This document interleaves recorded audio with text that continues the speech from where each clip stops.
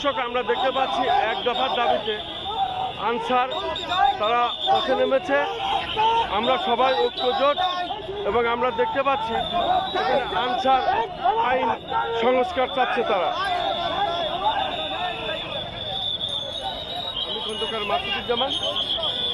আমরা ধারাবাহিকভাবে যে কাজগুলি করি ঠিক তার ধারাবাহিকতা আজও আমি করে যাচ্ছি। আমরা দেখতে পাচ্ছি সুপ্রিম কোর্টের সামনে দিয়ে, শিক্ষা ভবনের সামনে দিয়ে এবং জাতীয় প্রেস ক্লাবের সামনে দিয়ে তারা তাদের একটি র্যালি নিচ্ছে, একটি বিশাল একটি র্যালি আমি দেখতে পাচ্ছি এবং সেটাই আমি প্রচার করে যাচ্ছি।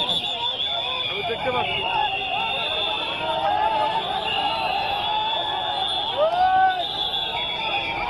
আপনারা কি চাচ্ছেন? আপনাদের মূল দাবি কি? এক দফা এক দাবি, জাতীয়করণ। জাতীয়করণ। আপনারা কতজন আছেন সারা বাংলাদেশে? সারা বাংলা প্রায় 1 লক্ষ। 1 লক্ষ। তা আজকে আপনাদের যে এই দাবিটা আর কোথায় জানাচ্ছেন? কোনো লিখিত কিছু দিচ্ছেন? অনেক জায়গায় লিখিত দেওয়া হচ্ছে, অনেক জায়গায় কথা বলা হচ্ছে। আচ্ছা, কিন্তু আমরা আজ পর্যন্ত কোনো মানে পাইতেছি না। কি নাম আপনার? খোকন।